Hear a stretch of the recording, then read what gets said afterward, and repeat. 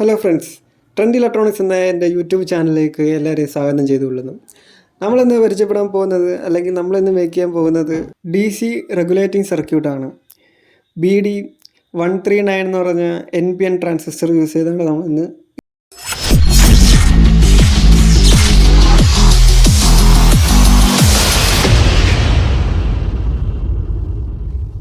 ഈ ഒരു സിമ്പിൾ സർക്യൂട്ടിന് നമുക്ക് ആവശ്യമായിട്ടുള്ള ഐറ്റംസ് എന്ന് പറയുന്നത് ഞാൻ നേരത്തെ പറഞ്ഞായിരുന്നു. 139 BD139 എന്ന് പറഞ്ഞ ട്രാൻസിസ്റ്റർ ഒരെണ്ണം, 22K റെസിസ്റ്റൻസ് ഒരെണ്ണം, പിന്നെ 100K ഒരു വോളിയം കൺട്രോൾ. 100K ഡുവലോ സിംഗിളോ ഏതായാലും യൂസ് ചെയ്യാം.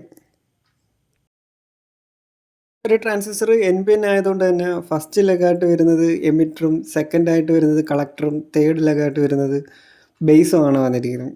ആദ്യം തന്നെയാണ് അപ്പം നമുക്ക് 100K റെസിസ്റ്റൻസിൻ്റെ തേർഡ് പിന്ന് നമ്മുടെ ട്രാൻസിസ്റ്ററിൻ്റെ എമിറ്റർ ലെഗുമായിട്ട് നമുക്ക് സോൾഡർ ചെയ്യാം. അടുത്ത കമ്പോണൻസ് 22K റെസിസ്റ്റൻസ് ആണ്. റെസിസ്റ്റൻസ് നമുക്ക് ട്രാൻസിസ്റ്ററിൻ്റെ ബേസിൽ നമുക്ക് സോൾഡർ ചെയ്ത് വെക്കാം. അതിനുശേഷം ആ മറ്റേ എൻഡ് നേരെ കൺട്രോളിൻ്റെ സെക്കൻഡ് പിന്നിലോട്ട് സോൾഡർ ചെയ്യാം.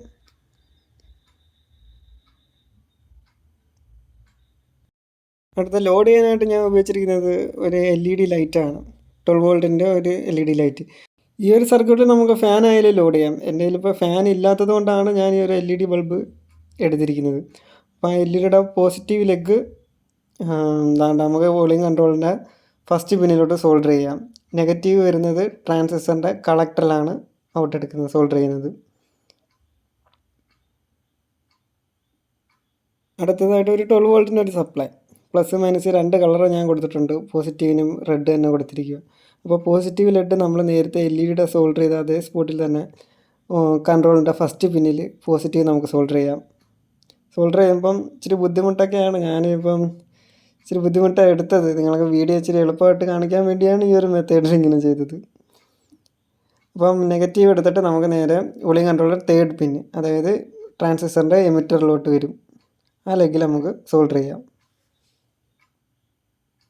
അപ്പോൾ നമ്മുടെ സർക്യൂട്ട് പൂർത്തിയായിരിക്കുന്നത്. വളരെ സിമ്പിളായിട്ടുള്ളൊരു സർക്യൂട്ടാണ്. ഇനി നമുക്ക് ഈ കൺട്രോൾ ഒന്ന് വേരി ചെയ്ത് നോക്കാം, വർക്കിംഗ് ആണോ എന്ന് അറിയണ്ടേ. നിങ്ങൾക്ക് തന്നെ കാണാം, കൺട്രോൾ അഡ്ജസ്റ്റ് ചെയ്യുന്നതനുസരിച്ച് ലൈറ്റിൻ്റെ ബ്രൈറ്റ്നസ് കൂടുന്നതായിട്ട് നമുക്ക് കാണാം. എന്ന് വെച്ചാൽ വോൾട്ടേജ് അവിടെ വേരി ചെയ്യുന്നുണ്ട് എന്നുള്ളതാണ്. ഈ വേരി ചെയ്യുന്ന വോൾട്ടേജ് നമുക്കൊന്ന് റീഡ് ചെയ്യാൻ വേണ്ടി ഞാൻ ഒരു മൾട്ടിമീറ്ററിൽ ഇപ്പോൾ ഒന്ന് കണക്ട് ചെയ്തിട്ട് നിങ്ങൾക്കൊന്ന് കാണിക്കാം. ആ വോൾട്ടേജ് വേരിയേഷൻ ഇപ്പം നിങ്ങൾക്ക് അറിയാൻ പറ്റും. ഡിജിറ്റൽ മൾട്ടിമീറ്ററാണ് നമ്മൾ എടുത്തിരിക്കുന്നത്. അതുകൊണ്ട് അതിനകത്ത് പ്രോബിൻ്റെ ലെഗ് ഞാൻ സോൾഡർ ചെയ്ത് തന്നെ വെച്ചിരിക്കുകയാണ്. ഔട്ട്പുട്ടിൽ ആ LEDയുടെ കണക്ഷനിൽ വരുന്ന അവിടെ തന്നെ സോൾഡർ ചെയ്ത് ഞാൻ എടുത്തിരിക്കുകയാണ്. അപ്പോൾ നമുക്കൊന്ന് കൺട്രോൾ ചെയ്ത് നോക്കാം.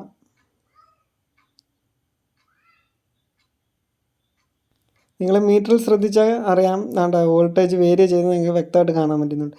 8 വോൾട്ട് നമുക്ക് അങ്ങനെ പോയിൻ്റ് ചെയ്ത് നിർത്താനായിട്ട് ഞാൻ ഈ ഒരു സർക്യൂട്ടിൽ നോക്കിയിട്ട് കഴിഞ്ഞില്ല. മില്ലി വോൾട്ട് വരെ വേരി ചെയ്യുന്നതായിട്ട് നമുക്ക് കാണാം. പക്ഷേ എങ്കിലും ആ ഒരു സ്റ്റേബിളായിട്ടുള്ള ഒരു വേരിയേഷനിൽ നമുക്ക് കിട്ടത്തില്ല. ജസ്റ്റ് ഇതുപോലെ പ്രോജക്റ്റ് വർക്ക് അങ്ങനെയൊക്കെയുള്ള ഈ ഫാനിൻ്റെ ആ ഒരു യൂസേജ് ഈ ഒരു സർക്യൂട്ടോട്ട് നമുക്ക് വരത്തുള്ളൂ. പക്ഷേ അത് വളരെയധികം ഗുണമാണ്. ഇതെവിടെയൊക്കെ ആവശ്യം വരുന്നതെന്ന് വെച്ച് കഴിഞ്ഞാൽ, ഒരു ആംപ്ലിഫയർ അസംബിൾ ചെയ്യുകയാണെങ്കിൽ അതിൻ്റെ നോയ്സ് വളരെയധികം കൂടുതലായിട്ട് നിൽക്കുകയാണെങ്കിൽ നമുക്ക് ഈ ഒരു സിമ്പിൾ സർക്യൂട്ട് നമുക്ക് ആംപ്ലിഫയർ ഇൻസൈഡിൽ ചെയ്ത് വെക്കാം. പിന്നെ ഒരു സ്റ്റേജ് വരുന്നതെന്ന് വെച്ചാൽ, ഈ ആംപ്ലിഫയറിലെ വോളിയം കൺട്രോൾ സെറ്റ് ചെയ്യുന്ന ലൈറ്റിൻ്റെ വെട്ടം ഓവറാണെന്നുണ്ടെങ്കിൽ അത് നമ്മളെ രീതിയിലായിട്ട് നമുക്ക് അഡ്ജസ്റ്റ് ചെയ്യുന്ന രീതിയിലൊരു കൺട്രോൾ നമുക്ക് ഔട്ടറിൽ ഇട്ട് കൊടുക്കാം. അങ്ങനെ ചെറിയ ചെറിയ യൂസേജ് ഈ ഒരു സർക്യൂട്ട് കൊണ്ട് വരുന്നുണ്ട്.